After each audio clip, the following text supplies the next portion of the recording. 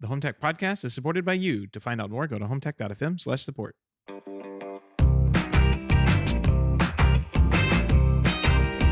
This is the Home Tech Podcast for Friday, September 18th from Denver, Colorado. I'm Jason Griffin. And from lovely Sarasota, Florida, I'm Seth Johnson. Jason, how's it going up there? Not bad. Coming to you not from the CEDIA show floor.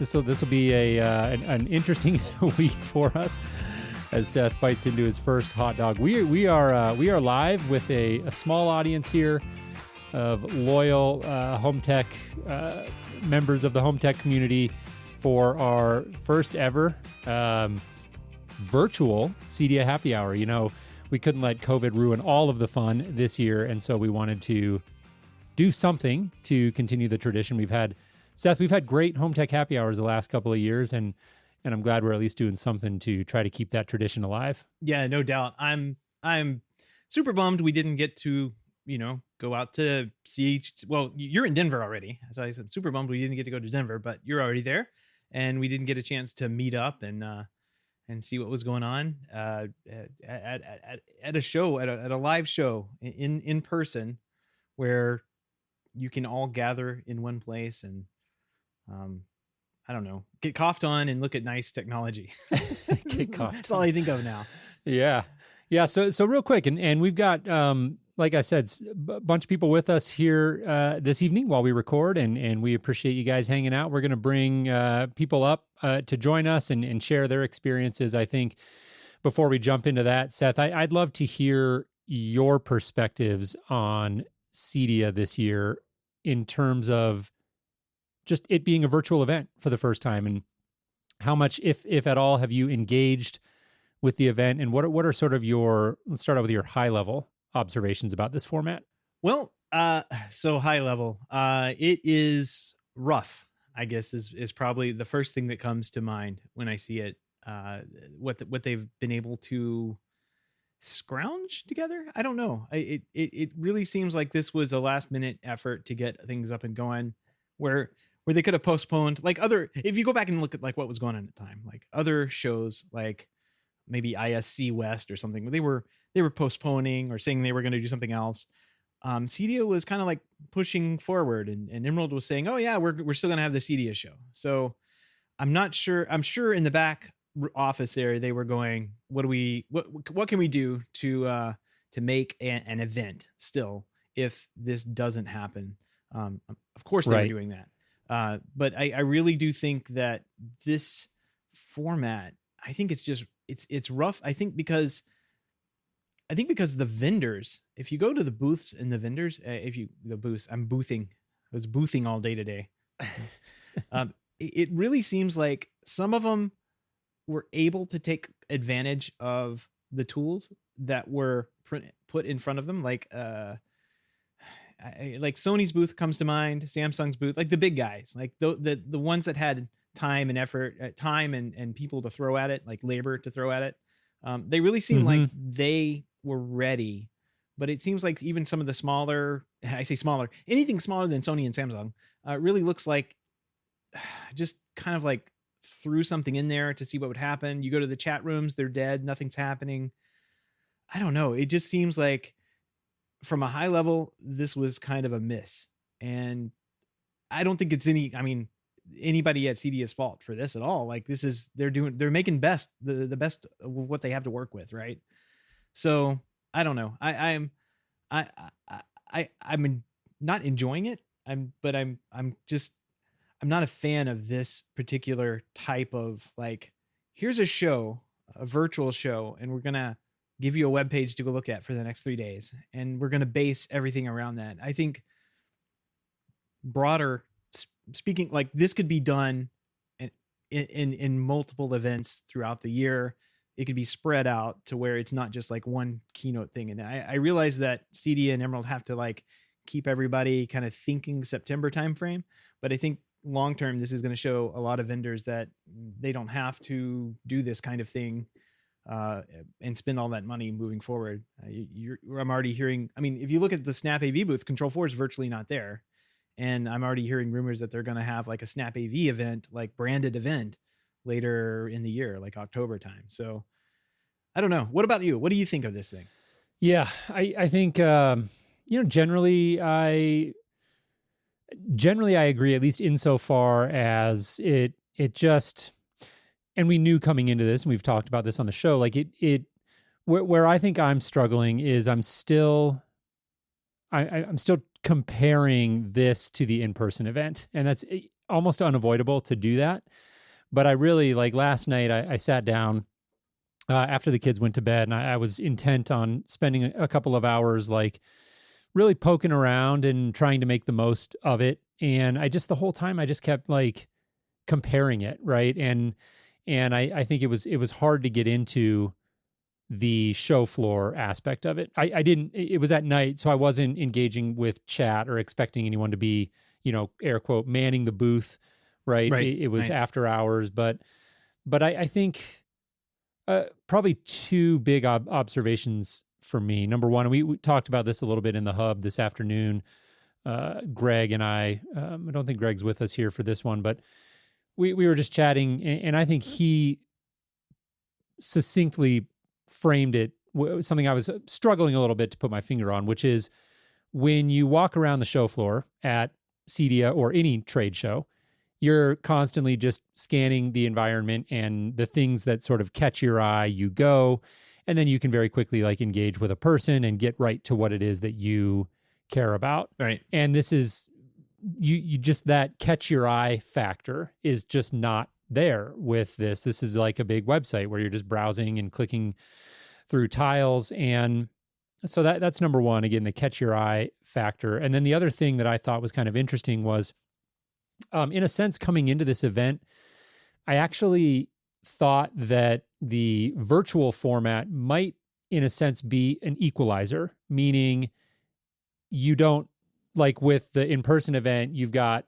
Snap AV and Crestron and the big companies like that can buy these massive booths, and everyone else is smaller and it tiers down from there.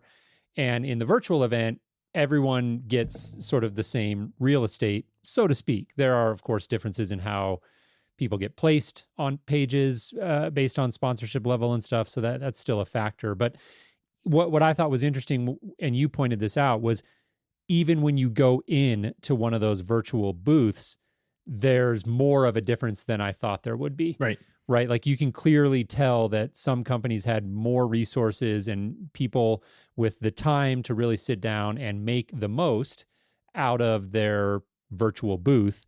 And other companies, it felt more like it just was slapped together a little bit and underutilized. So not shocking in hindsight that would happen. It makes sense. But it just, I thought, was interesting because, again, coming into the event, I thought, well, maybe this is going to be kind of an equalizer, Yeah. for the smaller companies. But I didn't really get that impression going through several of the booths. It was kind of a different experience from vendor to vendor in terms of how much thought and effort had been put into those. You could tell.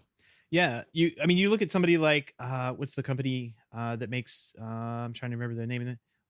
Olibra. They make the bond bridge that communicates with fans and that kind of thing.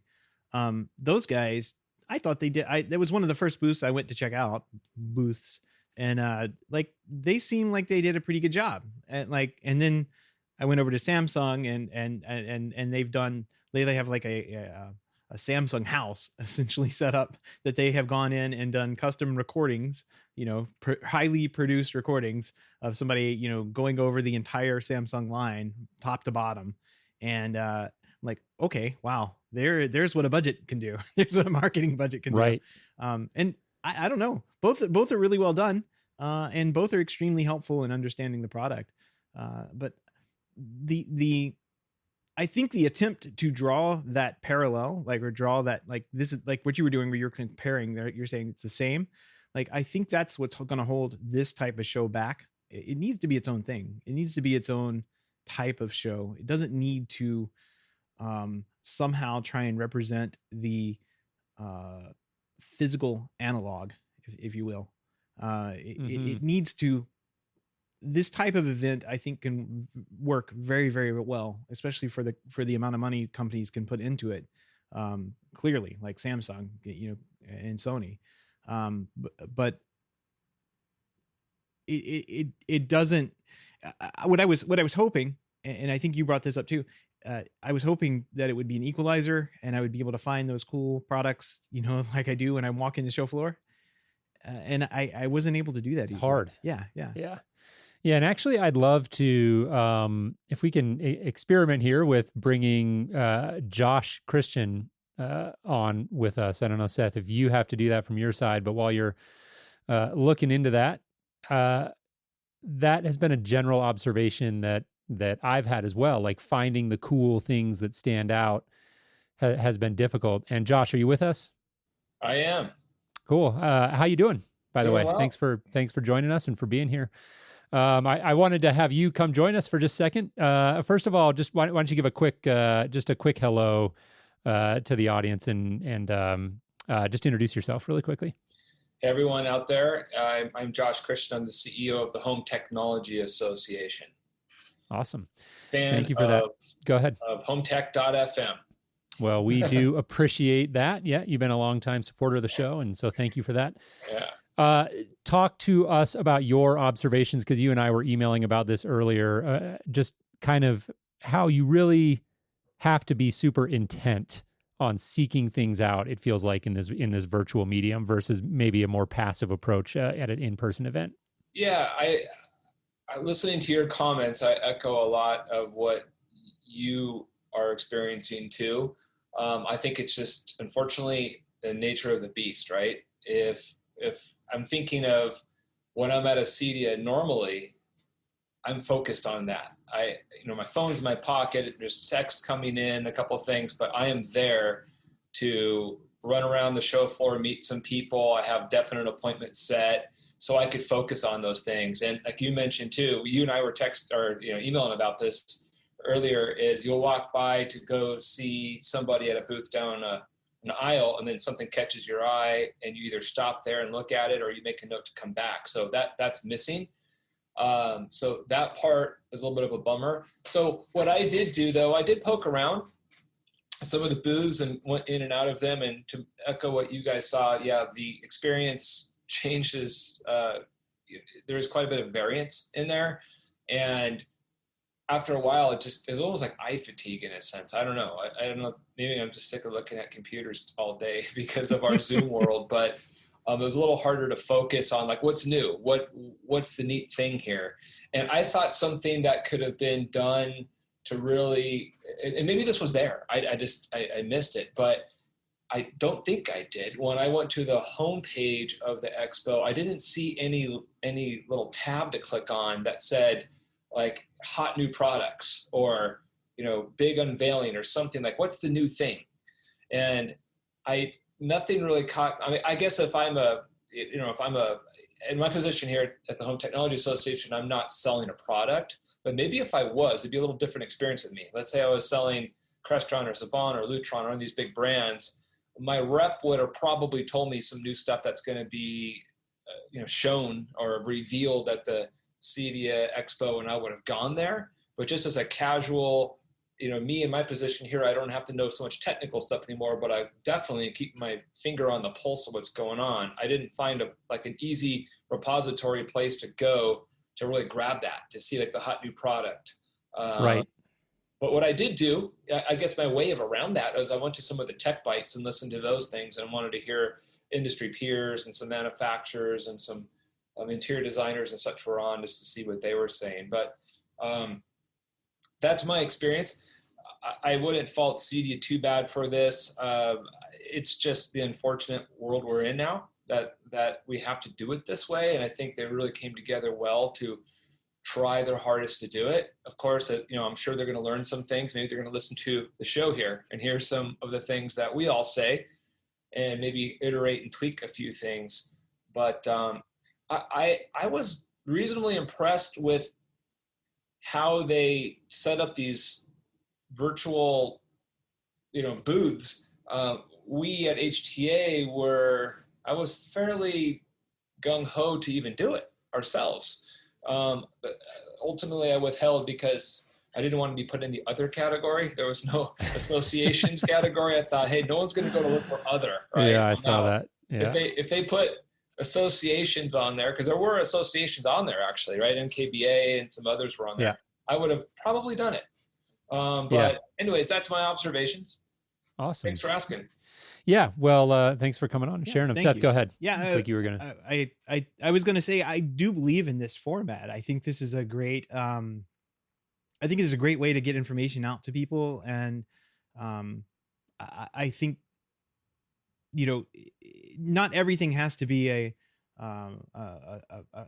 giant trade show wrapped around like, spending 20 to 30 to 50 to $100,000 on a booth, like people can get their message out this way and at a much lower cost, at least marketing wise.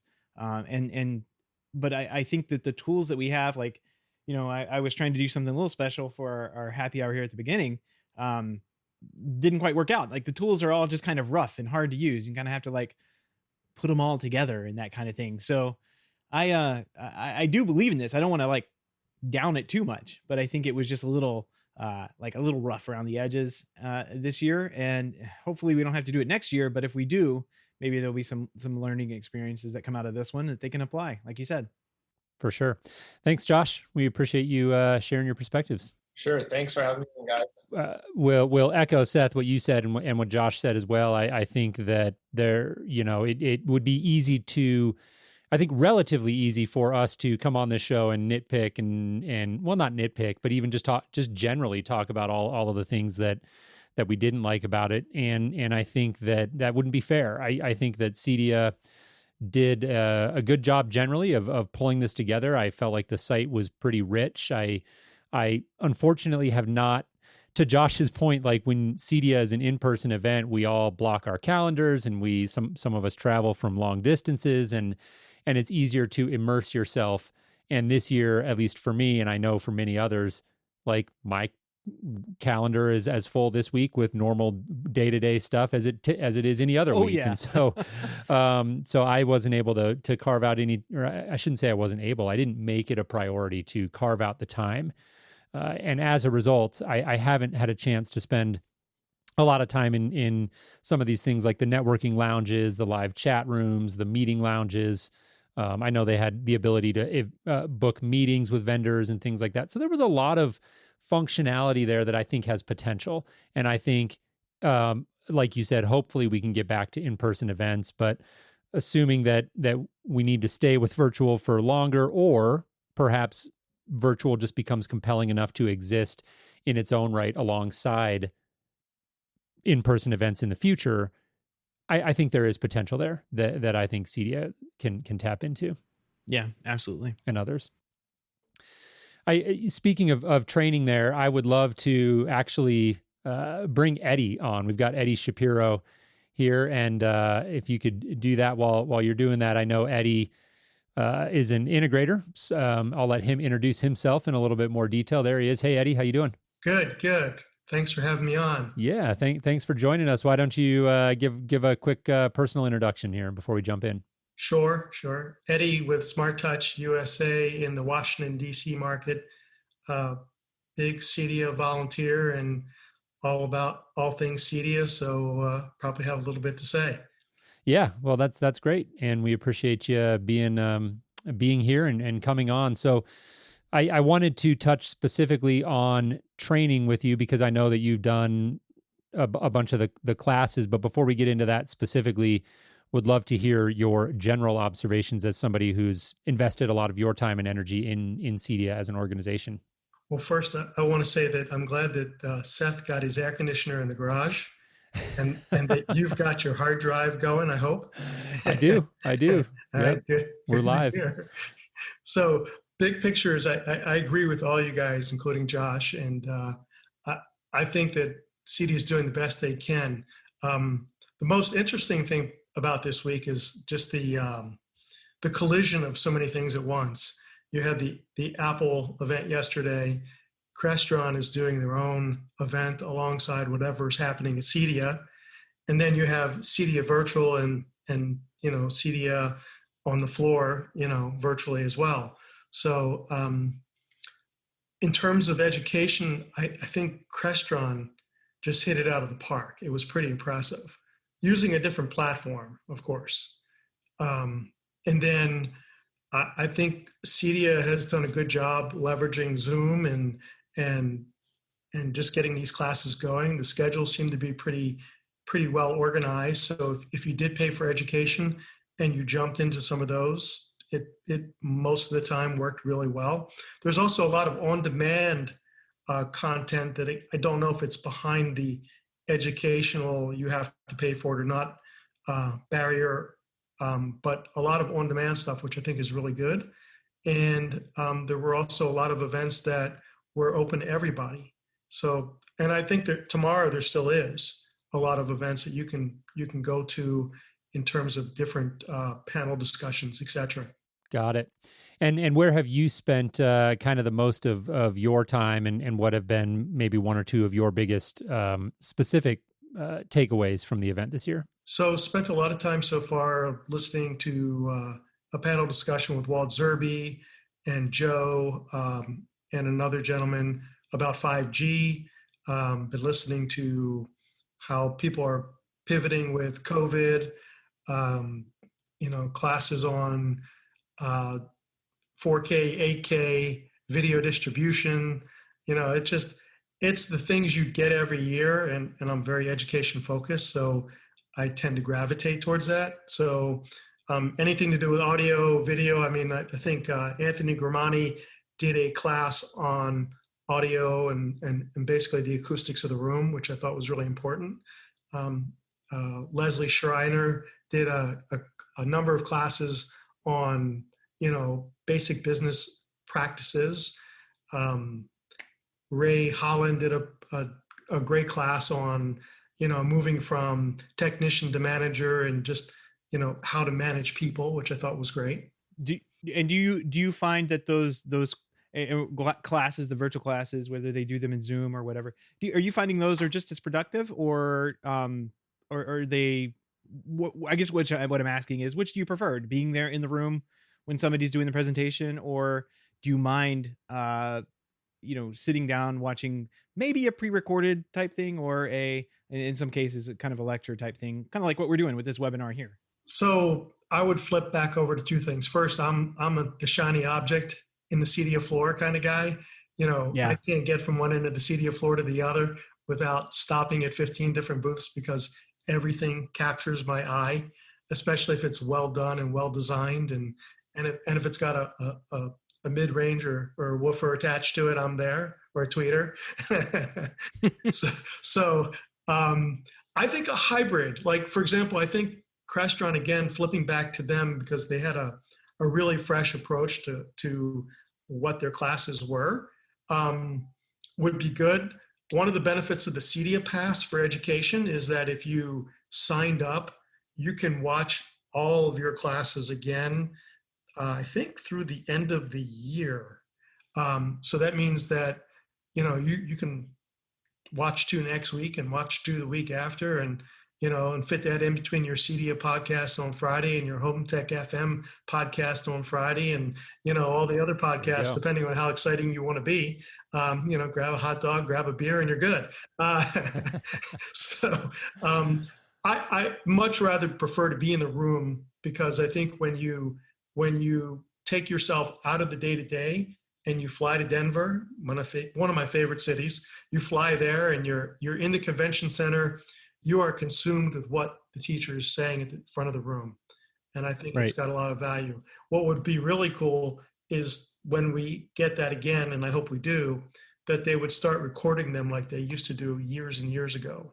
And so that you could get that hybrid mix of going back, for up to 6 months and listening to your class again if you wanted, or even longer.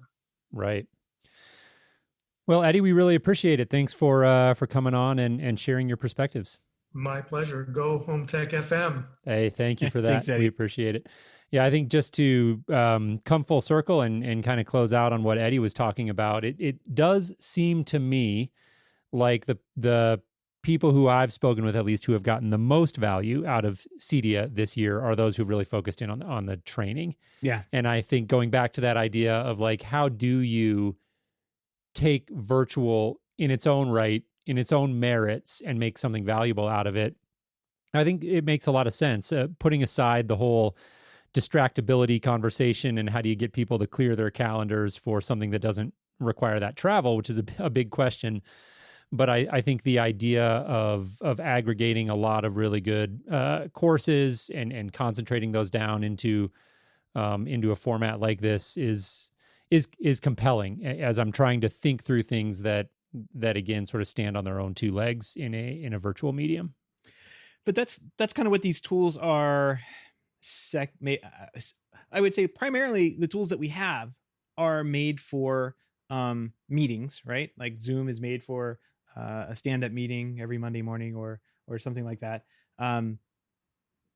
You can the secondary option is to use it like this for like a webinar or a lecture or something like that. There's plenty of webinars that have been out there. So those tools have existed for the past, I don't know, 20 years. This is kind of a new setup to do kind of like a conference slash conference slash education thing. And so of course the things that the tools are designed around are probably going to be a little bit better. I do kind of want to take a step back too, Jason, and talk about, I guess Richard had a good question about like, well, what is it? Like, what is CEDIA this year?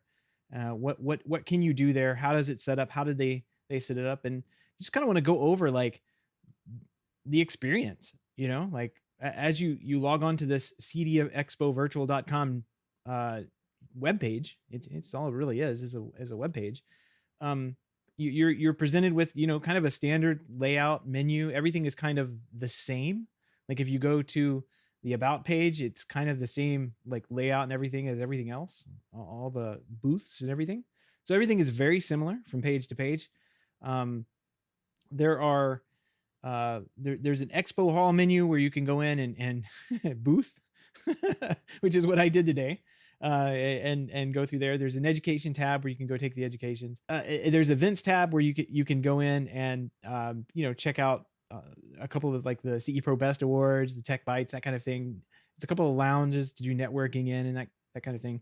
I think most of what I've done, like I said, was hang out in the Expo hall, which if you click on it, it's just kind of like lists about 120 brands that have registered for a booth here. You kind of get like just a list of them with a little image next to them, and you click on that, you go into their booth, and from there the vendor has an option to add as much information as they want. Some of them have very little information. Some of them, like with Sony, I thought did the best job as far as layout goes, and I don't know if they paid for it, which they probably did. But they had their booth had like a virtual, what do they call it? A virtual like booth. And it wasn't like virtual as in like not real, but they had every 2 hours they'd give a tour, a quote unquote tour of their booth.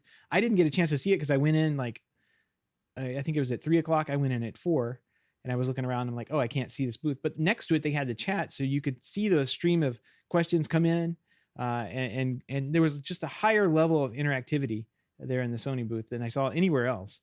So I think that was done right. I think that's how this should look. I think you should have your live video next to a chat window, and run with it that way. That's how you can get that real-time feedback. You can answer questions as they come in.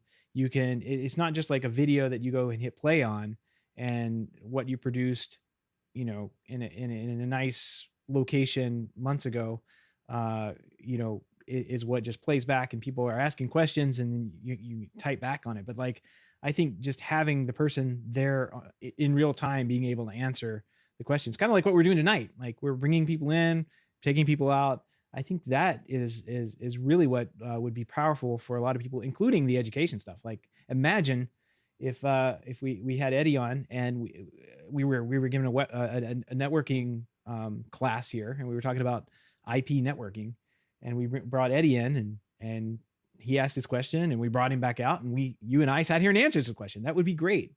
So I really think that these tools, as they get figured out, people will see what works best and what doesn't work so well, and they're going to gravitate to what does work best. Right.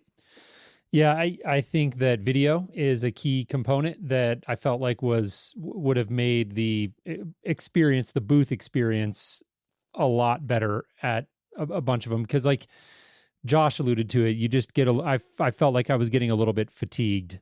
Yeah. Of just poking through and trying to read and figure out what's new. And I just video is so much more engaging that like I think if I'm a vendor and I'm thinking about virtual events as a whole, definitely my observation is video is key. Yeah. Eddie just in the chat said AR like experience. That's interesting. I think even like VR, where's the tie-in between VR and putting on an Oculus Rift and going to a virtual event versus what we have today?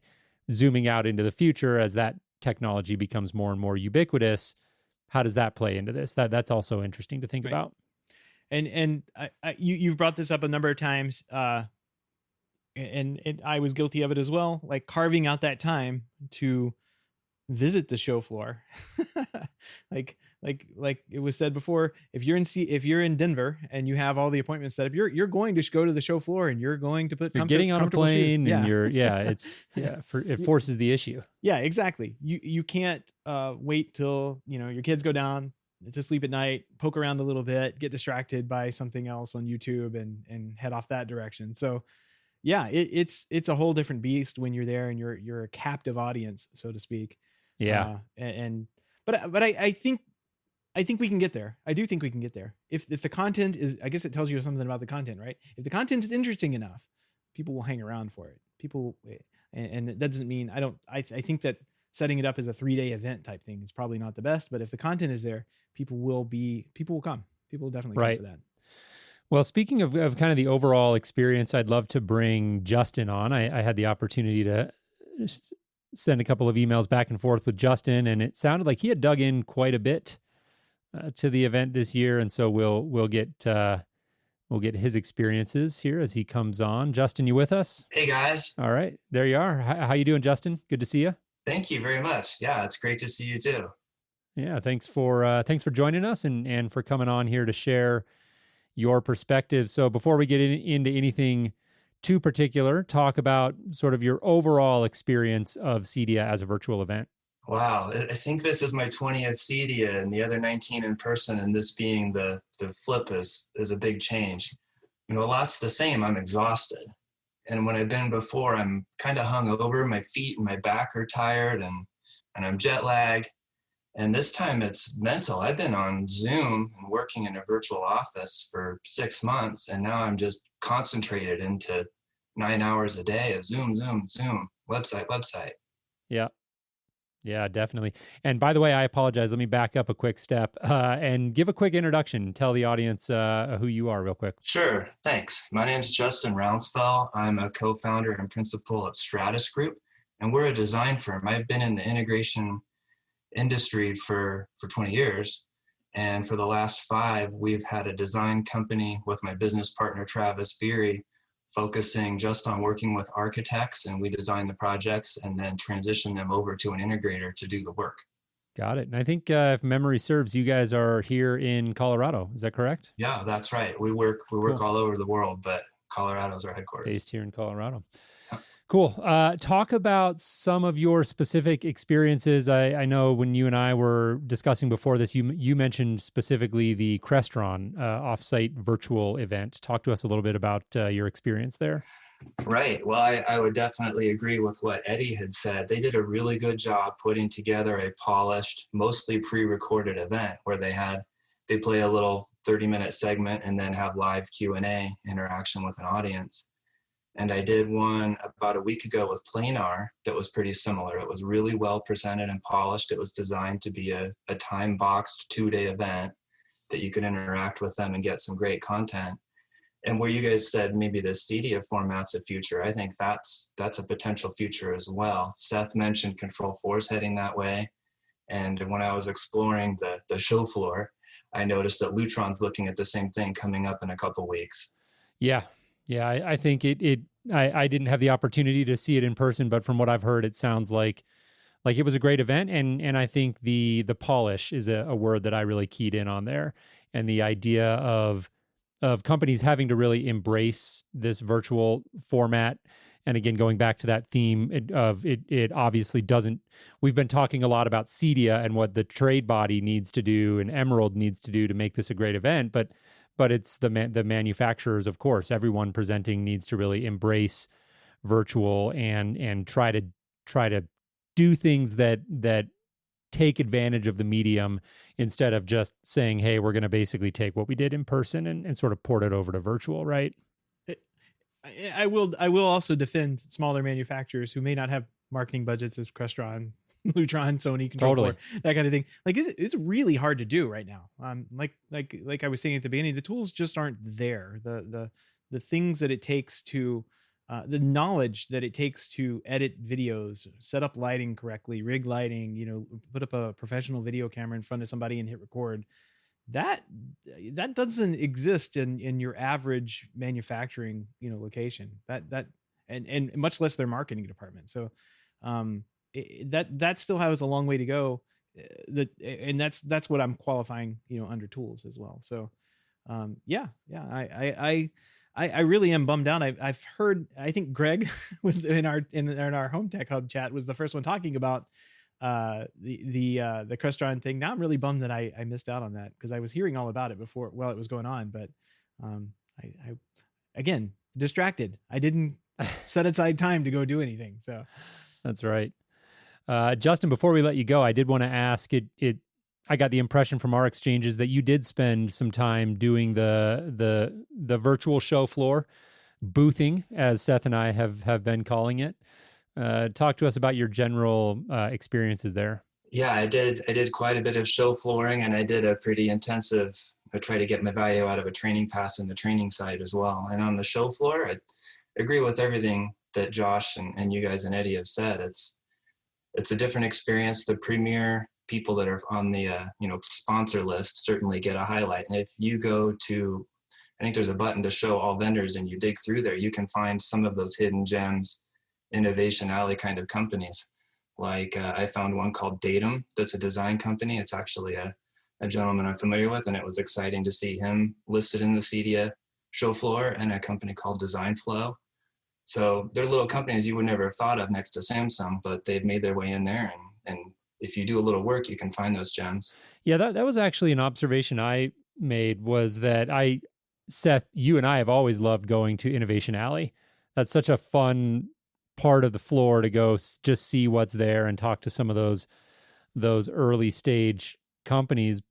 But unless I missed it, this CEDIA virtual event didn't have anything like that, where those companies were sort of cordoned off, other than you just had to scroll to the very bottom because they were the lowest, often the lowest sponsor levels, right? So it was very sponsor driven, which of course is, similar to the in-person, where the big companies always have the best booth locations. But I did miss that. I kind of missed having those sorts of innovative companies grouped together in a place that you could go look at. So maybe there's room more for CEDIA and other virtual event companies to almost editorialize a little bit, like do curated collections is what I mean.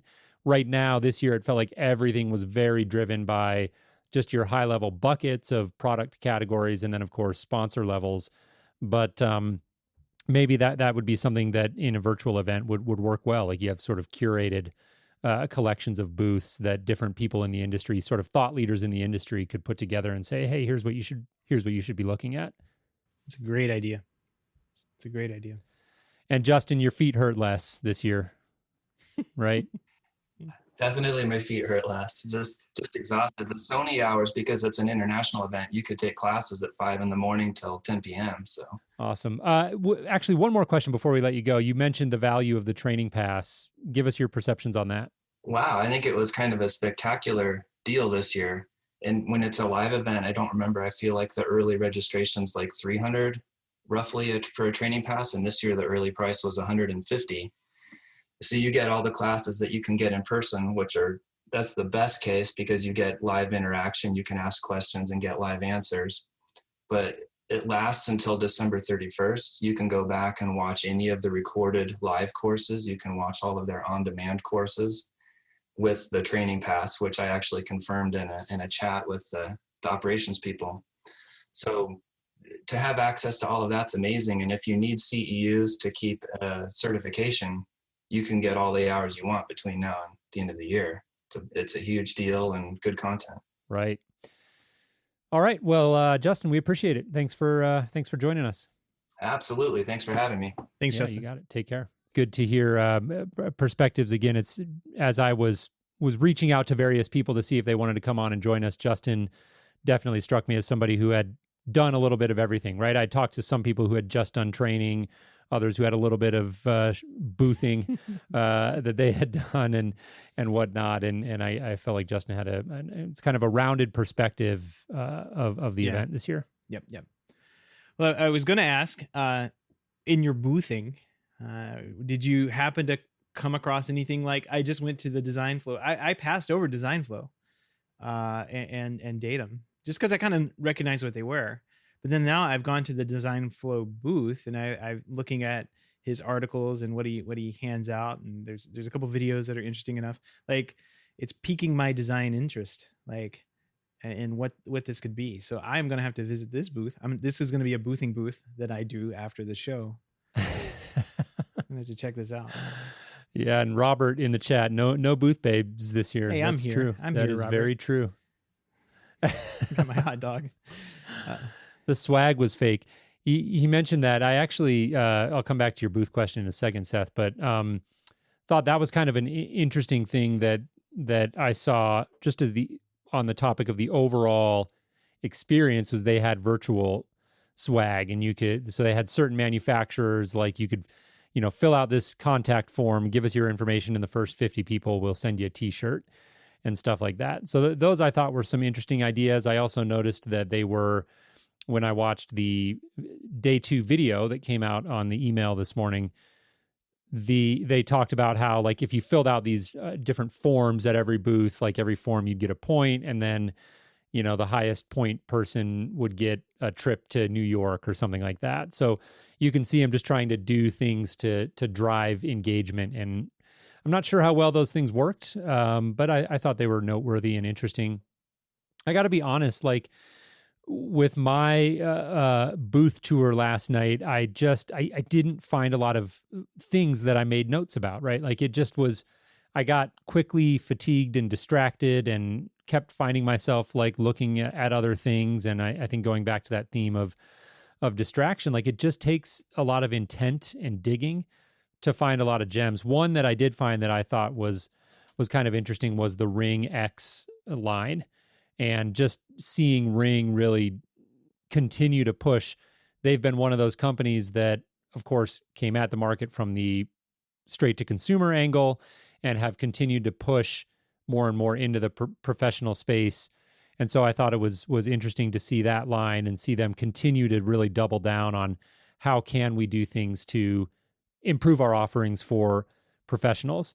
They're integrating with HoloVision now as one example. There was a Ring HoloVision integration. So just some interesting things there. But generally, I was more paying attention to the overall experience and how the different booths kind of compared to each other. And I didn't find a lot of noteworthy products, but I think you uncovered a few gems in your digging. Yeah, I mean, well, even speaking of Ring, the Savant integration with Ring was kind of shown off, and there's a nice little video that they put together on that. So if you haven't seen exactly how that works, go check it out. They have, of course, they have taken the time and integrated the video in with the control system, so that's working well. You can initiate, you can basically use the Savant app as your Ring app. You can even toggle on and off the lights if you wanted to on some of the the lighting devices, like the spotlight devices. So not a bad integration. It's one of the better ones. I say that knowing that for the past 4 years I've had essentially the same integration. I've just been unable to put video into anything because nothing. I don't write the home automation software. I write the driver, and the driver, it can do what the home automation systems can do. So as soon as we have the ability to put video into something like Control 4, we will. But right now we're waiting on Control 4 to update a few things. So I'm glad to see what I'm glad to see about that is that it proves the point that we've been arguing with Ring for 4 years. Like, if you build integration, they will come, right? And that's definitely something that people are talking about. If you go to their booth, they're asking, when are you going to have integration with this, with other systems? It's like, yeah, that's what people want. They want integration. So get it in there. They're gonna, that's everything for an integrator. It's literally in the job title. So if it doesn't integrate, we don't want it. And right. Speaking of non-integration, so this is my call to action. Tomorrow morning, when you all wake up and you go to the CEDIA Virtual Expo, the LiftMaster booth. Go to the LiftMaster booth. Crawl into that. Don't tell them I sent you, but crawl into their chat and ask them, when are they going to open up for integration for my queue systems? Because they keep shutting everybody down that tries to hack their system. And there's no integration. Like the LiftMaster, the way they've done the MyIQ things. You remember in the good old days where you could like do a contact closure on a garage door and it would open and shut? Kind of like the one. Oh yeah. That's what I have at my house because it's like 30 years old.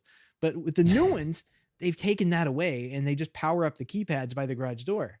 And doing that, they can do all sorts of fun little things. They can put a little computer chip in there that has a temperature sensor, and they can put the temperature of the garage on the wall. Wow. But they can, what that means is that is an RF transmitter now. It's not a contact closure button, and you can't cross the wires anymore. So go to their booth and ask them where their integrations are. They've been talking about these integrations for so long. Every client out there wants integration with their garage door. Ask them about it. I can tell you that vendors, I have talked to no less than 3 vendors this year, that when they went to CEDIA last year, they walked in the door without a Control 4 driver or any integrations with anybody. And they have all 3 of them have come back to us and said, yeah, we need those drivers. We need them now because, that was like on the show floor. They were coming and finding us and saying, yeah, we need to get set up.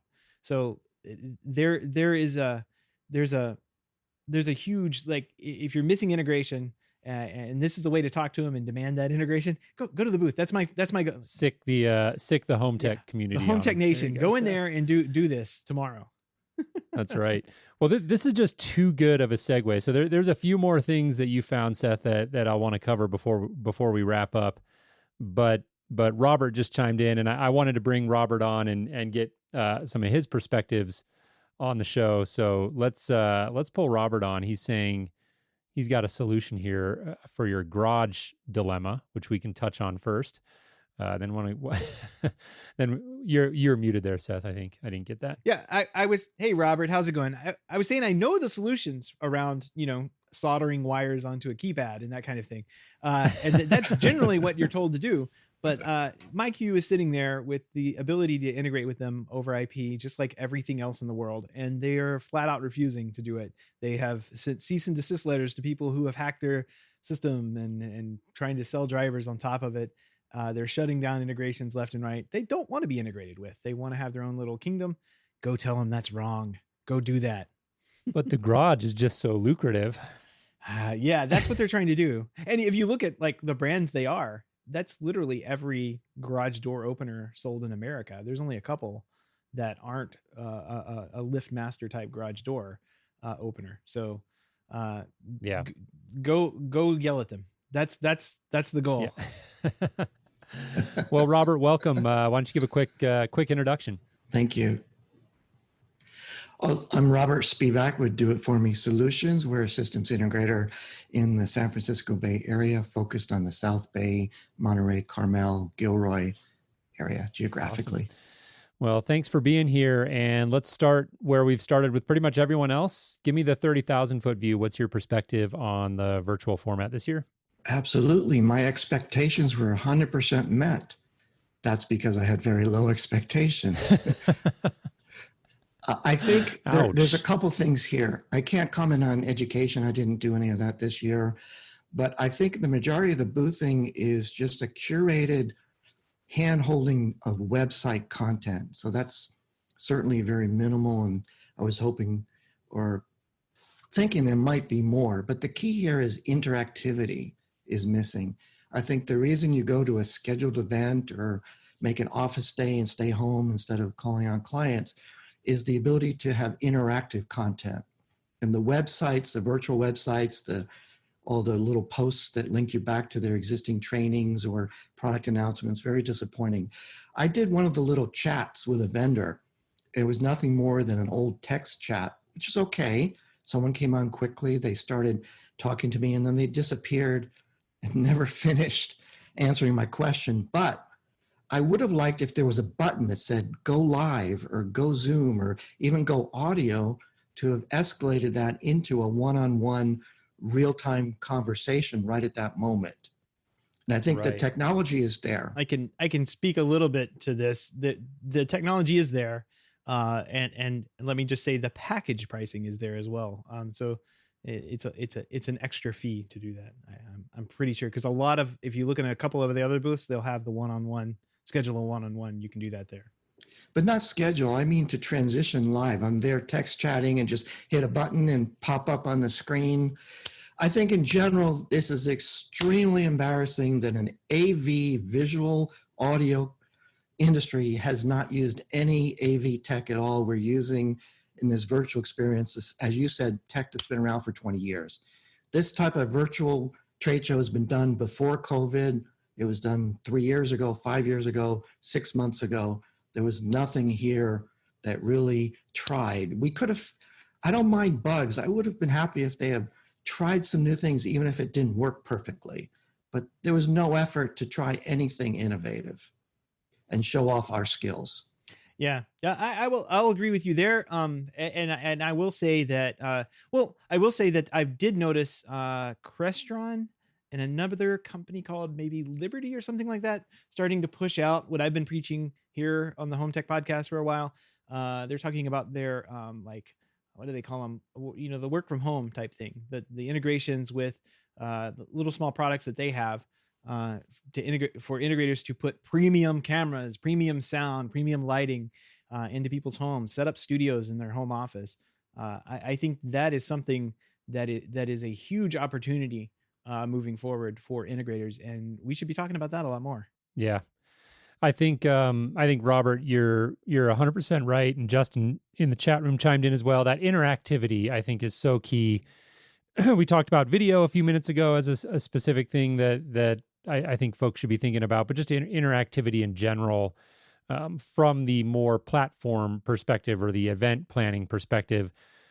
Eddie makes a good point in the chat room that I do think is worth pointing out. It's Emerald owns the event, and so as far as the infrastructure of the event and some of those main decisions about how to design the event, what technology to use, easy to sort of conflate those two. But this was driven by Emerald, I would assume, primarily. So the connection between this being an AV industry, while 100% true, I think a lot of these decisions are probably getting made irrespective of that context, if that makes sense. Well, I think what we saw and what we're experiencing could have been done by Dunder Mifflin Paper Company. There is no tech here. I mean, there is a group that has figured out tech, and they don't need fancy cameras. They don't need $1,000 lights.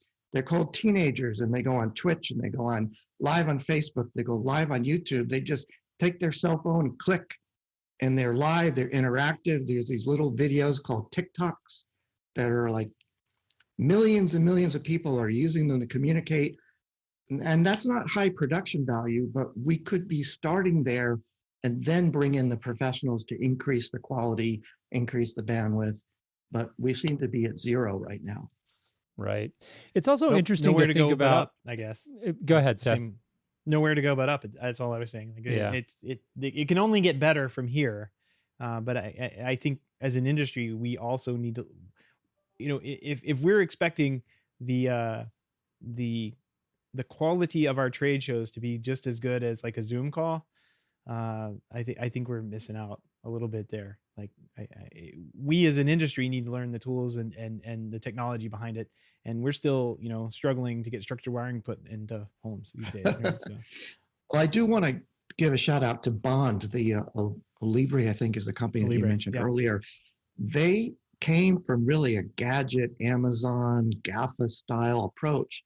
They came to the show a year ago. They talked to integrators, and now less than a year later, they've added PoE, hardwired Ethernet, and a dealer program, and open public API. They integrate with Somfy and Savant. I think they have an official driver with Savant. They've really embraced taking this newer technology that's affordable and packaged while bringing it into everything from consumer to high-end control systems. Yep. Right.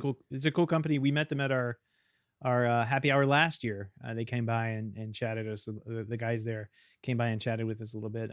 Yeah, the Bond Pro Bridge was on one of my picks that I ran through while I was boothing, and PoE Plus 5-year warranty, 3,500 square foot range, up to 50 devices. So yeah, they it sounds like you said, like they came in, they listened, they made something new. That's really cool. Yeah. Well, absolutely. Robert, thanks for coming on. We appreciate it. Thank you. I think to respond to one thing that Robert said that I thought was interesting was, or that the conversation highlighted, I should say, is that Seth, you were saying the technology to sort of escalate up into a more interactive model was there. It was tied to package pricing. And I don't know the details of any of that. And clearly I understand why they would structure it that way. But I'm wondering if that's something that also like Emerald and CEDIA could go back and relook at, because ultimately think about, and I say this at risk of comparing the two, right? I've been talking a lot about don't compare the in-person to the virtual, look at virtual on its own merits, but I think it's appropriate in this case. It's not as if when you go to an in-person event, you can only speak to a human being at a booth that paid X amount of dollars, right? Like that interactive element is assumed. It's table stakes. It's part of the deal. And so I think at a virtual event, if you're trying to drive engagement, then I think removing, being thoughtful about how much of that you want to tie to your pricing structure would be important. Because if you're saying that, hey, we're going to give more interactive tools to people who pay more, then what you might be doing is actually shooting yourself in the foot, so to speak. Because if you're driving the engagement of the event as a whole down below a certain threshold, people aren't going to be compelled, and it's going to be a smaller pie, right? So a smaller piece of a bigger pie versus versus the opposite, I think is worth thinking about. Yep. I agree. I think all the tools should be available for everyone. Go ahead and do the promotion aspect of it. Like if you walk into a regular trade show, right? The banners are up on the top that say Snap AV every time you go in. But go ahead and keep the tools the same, so that it's a level playing field if somebody does click and walk into a booth. There's nothing that says a 10 by 10 booth can't be just as extravagant as a 100 by 100 booth. But online there seems to be that segregation between people who may have paid more to get more features plugged in, like that Sony one I was talking about. I don't really know, but like I didn't see very many other booths have a live video stream right next to a chat window. Like the chat was always somewhere else. But if I go into someone else's chat, there were maybe 2 people in there. If I went to Sony's, there were 50. So it goes to show you, you can see what works. You can see what people want to do. I think everybody should be able to do that if they wanted to. Right. I think Robert also made a really good point about video, and like while I can totally see what you're saying with the high production quality and like let's step up and do it right, I think like you have to segment it a little bit and say like, okay, for certain parts of video, like if you're doing your product showcase video that you want to highlight what's new, like yeah, that's probably not great to do like a TikTok selfie necessarily. But like, can you imagine the Sony booth, the guys walking around with the selfie stick going, and this is our new, right? But I think that the guy with the selfie stick walking around the booth is better than nothing. It's better than just text on a page. So I think don't let perfect be the enemy of good. And like, is there opportunities in these virtual events to tap into more of that low production quality? Yes, but still video, still interactive, still not text on a page. That's an interesting thing to think about as well, I think. Yeah. Well, anything else that you well, I guess I'm doing it. You fell asleep while you were traversing the website. So I was getting distracted by Netflix. I'm not going to lie. I've got some good picks to give you. Oh man, there was a whole Apple event that we didn't even talk about that happened yesterday. Yeah, we should touch on that before we wrap up. But I'd love to know what else you saw in your booth adventures, and then let's talk about Apple for a minute before we wrap up. So let's see. I've got Yell at LiftMaster on here. I've got Control 4 was absent, but we think there's going to be a Snappy event later. Two. I did notice there were two lighting brands that had kind of shown up. Maybe there's more, but I noticed two. Like lighting brands, as in like lighting fixture brands. We've seen these in the past, but they weren't like as big as these two vendors are. WAC and American Lighting are both kind of pushing themselves into the integration market.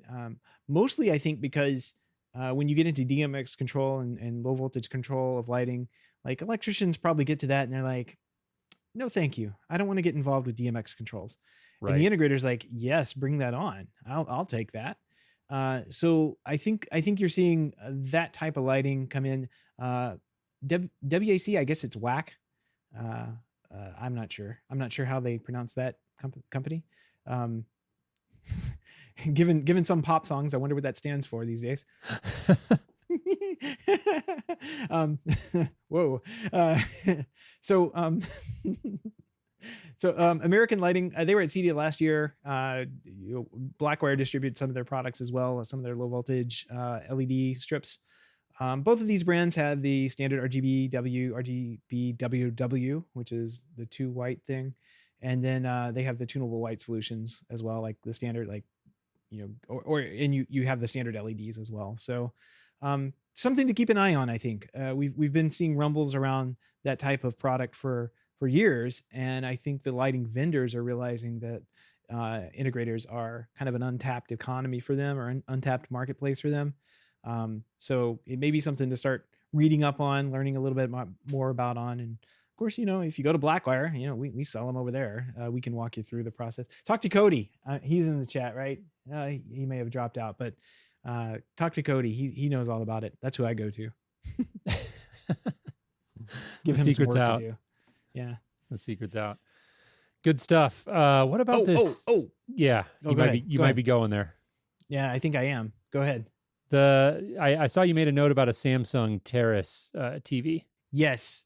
The Samsung Terrace TV, at least what they have in their marketing venues, looks hot. Like I'm like, that's just a Samsung TV hung out there. We've done all these TVs for years outside on lanais, but they've got the big nits, 2,000 nits or something like that, 2,200 nits. Gotta have the nits. It's a bright TV, can compete with the sunlight, and you see these, like if you go to McDonald's and order a hamburger or whatever, you see these on their menu screens now. And in broad daylight, you can read the menu clear. Sometimes I'm driving up to McDonald's. I'm like, is this a menu or is this like a printed sheet? They look so good now. And then of course it changes, like where your order comes up. And I'm like, oh yeah, that's very nice. So that technology is moving away out of commercial and into the home. I think they had another Pro line thing they were showing off. Of course, the wall thing they show that every year is kind of like their Halo product. That's what brings everybody to their booth to check out the wall. And then you realize that no, you probably, your client probably can't afford it, and you probably don't want to put this in. So get just a nice Samsung OLED or QLED and put that on the wall. So that's right. Yeah, the wall is huge and it costs a lot of money. Yeah, that's an understatement. Cool. Well, good stuff. I'm glad you were able to pick up my slack this year on the boothing. Yeah. Well, I did try. I gave it a little go. Yeah. It was. I think it was harder this year. It was very hard. In the past, you could walk to certain areas where you, like Innovation Alley. That's where I love to hang out. That's where, you meet guys like Nate with Connected, which you interviewed last week. That's where you meet guys over at Cavo. Paulus with the home assistant. Like that's where the cool stuff is, and we don't have that this year. I'm really kind of bummed out they didn't have an Innovation Alley category. They Right. should have had something like that on there. I feel like they needed to have like something across virtual booths that would be like, and maybe some of them had it and others didn't, and I just didn't get to the ones who did a good job of this. But like when you walk up to an in-person booth, it's very obvious what that company is trying to highlight. They'll put the things at the front of the booth. There's lights pointing at it. It's bright colors. Like you get all of these visual cues about what you should be paying attention to. And I felt like that was missing, where I would click in a booth and I wanted something to grab my eye. I wanted something to pop and say, here's what I should know about this company and what they're doing this year. And I felt like that was missing. And so I was like clicking through booth after booth and like just almost going through the motions versus being compelled to dig in. Yeah, if you go to the all brands page, you're presented with a list, and if you're a vendor, you have a little thing that says upload your icon here. Well, it looks like most everybody has uploaded their icon. They followed the instructions, but that should have been like a place to put some advertisement, because that's the most prominent thing. Like as I'm scrolling down this long, boring list, nothing's really catching my eye, because there goes Google's logo, there goes HDMI's logo, there goes Hisense logo. Who cares? Who cares what your logo is? Tell me, drag me into your booth somehow. And I think it's formatting and everything, but there's definitely some hacks that could have been done here a little bit better. Yeah, it's interesting. Well, I think at risk of being repetitive, I think we've covered some good ground with CEDIA this year, and I think overall, again, to close out, my impression was a bit of a mixed bag. I think like Robert, I didn't have terribly high expectations this year in terms of the booth specifically. I was generally impressed for the first time around in terms of the overall like level of like I think, I know Robert said that he was kind of disappointed and it didn't feel like they really pushed the envelope, but I don't know. I felt like a lot of work went into it, and I could tell that it was an event that, had I blocked off my calendar and had I really done the thing required to really focus and pay attention, like I could have gotten more out of it this year. So I think generally my hat's off to CEDIA for pulling something together. I can't imagine that this was an easy thing for them to do. And to Robert missed the One Vision, not stickers, Robert. They were urinal cakes. Yeah. Urinal cakes. One Vision urinal cakes. One of the most genius marketing, guerrilla marketing ideas that has come out of the show. And guess what? We had that last year. I was hoping that One Vision would one up itself this year, and nothing. We can't do anything now. I don't know how we were gonna one up that one. So we got another year to figure that out. That was pretty. Got some more time to think about it. Yeah. Cool. Well, Seth, what do you say we spend a few minutes on the Apple event before we wrap up? Yeah. There was an Apple event suddenly announced. I think in between, it was about a week's worth of notice. It wasn't very long. I think a lot of people went to watch that thinking, I know Greg did, because he was very perturbed in our chat, thinking that he was going to be able to order a new iPhone. They did not announce anything to do with iPhones. It was an iPad and Apple Watch event. And if you're interested in those two products, and 50-50 chance you are, who knows? I think they had a pretty good showing. They introduced some new Apple Watches. And then they also introduced what is it called? A new iPad Air, I guess. They spec bump on everything, but the iPad Airs really look a lot better. They look like mini iPad Pros. So Jason, since you've been putting off that new iPad purchase, I think it's time. I think we finally got you get the SSD. Easy put now. in there. I just got my hard drive installed. Give me some time to catch my breath. Well, I do want to follow up on that, because we should have talked about that last week, but I was out. You were out. How is the hard drive? Oh my God, life-changing. Yeah. I never doubted that it would be, right? I do have to say that the The installation was actually really simple. What was the company, Seth? Otherworld Computing, I think. Yeah, Max Sales at OWC. Yeah, OWC, Max Sales. I want to give them a shout out because they made the process really easy. The first hard drive that I bought was a different kind that was much more difficult to install. And as soon as I realized that, I got gun shy. But they had a different version, like a PCI version, that they had a video and everything, and super easy. The physical installation, I think, only took me about 20 minutes. And they have a nice kit that you can buy. It comes with all the little tools that you need, little plastic pry bars and special screwdrivers and all that stuff. So super simple. Honestly, the probably most difficult part of the process, which wasn't all that difficult necessarily, but it was just, I didn't anticipate quite how long it would take for the, the clone, the hard drive clone. I have like 890 gigs on my hard drive. I got a bunch of videos and stuff. So cloning took a long time, but it went off without a hitch. And it's like I got a brand new computer here. Got a brand new computer. Plus you have the old hard drive in there. If you wanted to store stuff to it, you could keep those videos on there and keep the fast SSD kind of clean and clear for whatever else you wanted to gunk up on there. That's the next thing I want to do is go in and optimize that. So give me about 6 months. 2 years. Yeah. I think I should be able to get that done.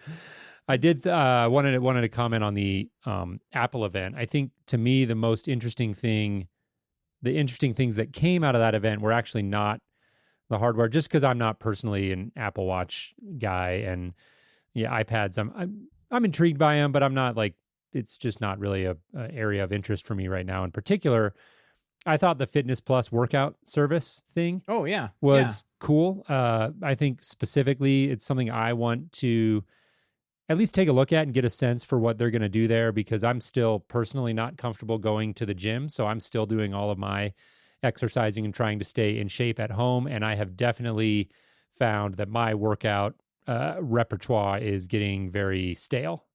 And so like, I'm sure there's a million different places I could go to get like curated workouts and things like that.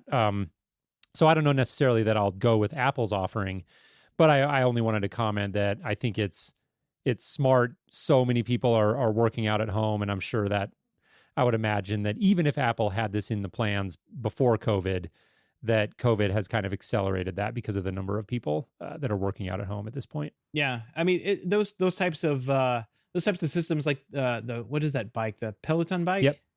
That those things are super popular right now. Like everybody seems that workout from home is a very real thing.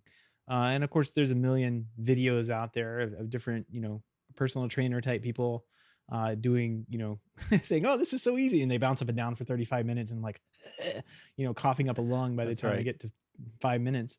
That was a genius play. I'm very curious to see how well they do it, how long they want to keep this up. I know Apple is moving into that kind of like their services company. They're saying, the hardware is kind of topping out. I think the iPhone market is kind of saturated. They're not going to get anybody buying a new Mac, anytime soon. Like they have got their customers. Their customers are all buying iPhones. So now they've got to overlay services on top of it. And they've said this. This is what their corporate filings are saying. So they're adding these types of like Apple TV. They're adding Apple News Plus, all that stuff onto their subscription models where they can make that RMR that everybody seems to want. And they did announce, I don't know if you saw this, it was kind of towards the end. They announced the Apple One Plus. Yeah, the service bundle. Like bundles. Yeah. That was the other one I thought was interesting. Yeah, because it can actually save you money. Like if I started adding up some of the things that I pay for, and like by the time I pay for everything, I could pay $10 more and get everything, and then have like the exercising app and maybe in music or something like that at the same time. So that's they want to make a they want to make a subscription. They want to make a bundle that's appealing to everyone. And I got to say, it's not it's higher price than I want to pay, but it's not bad, right? Like it's one of those like, oh, that's not a bad price for everything that you get out of it. Right. There's a really interesting article, if you Google 4 myths of bundling, this is Coda.io, the CEO of Coda.io wrote this very extensive analysis. And I heard him interviewed on a podcast where he went into this whole idea of bundling. It was really, really interesting conversation. And I think we're going to see one of his big thesis. His big thesis is like that bundling gets a bad rap and that we tend to think of bundles as a bad idea. The classic example being people who talk about cable and they say, well, I have to pay for this stupid bundle and all I want is these individual channels. And I won't try to sort of rehash his argument about that, but I think that what comes to mind to me for these Apple bundles is a mental model that he uses called casual fan and super fan. And the idea is that, with bundles, what you're really trying to do is drive value to casual fans. So in this example, Apple would look at it and say, hey, we've got super fans, and those are people who they have the activation energy required to go out and buy Apple Music on its own. And they have the activation energy required to go get iCloud storage on its own. And then we have super fans who will go get TV Plus on their own. But if we bundle these all together and get the pricing right, then what we can do is dramatically grow the number of people who use all of these services, because we're attracting those more casual fans in who might only be a super fan of Apple Music. But if we offer this bundle, then they'll do TV Plus and arcade and storage and everything else. And we can drive more users overall into the system. So nothing shocking about that theory, but I think an interesting lens to look at bundling through. And I think seeing more and more of these sorts of bundles is a trend that it's subtle, but it's happening more and more. And after hearing that interview and reading his blog post, I'm paying more attention to that. And I think it's a really interesting trend to observe as companies try to figure out ways to drive services. Yeah. The super fan thing kind of like have become a super fan of the Apple TV Plus since they gave it to me for free, and I think it's going to be like a $5 a month type thing. Like I want to say it's $5 or $10 a month whenever the free thing runs out. So like I was going to renew that anyway, and as I start adding up the things that I already pay for plus the things that I'm not paying for that will be added in, the bundle makes a lot more sense to do. Right. And I won't be using this silly Apple Arcade thing because I'm just not a gamer. Like those games, they actually stress me out. I'm not good at that. Like, I get so worked up when I'm playing video games, and I just can't handle them. I'd rather not good for your blood pressure. They affect me, and they will keep me up at night. Like the mind just goes or whatever.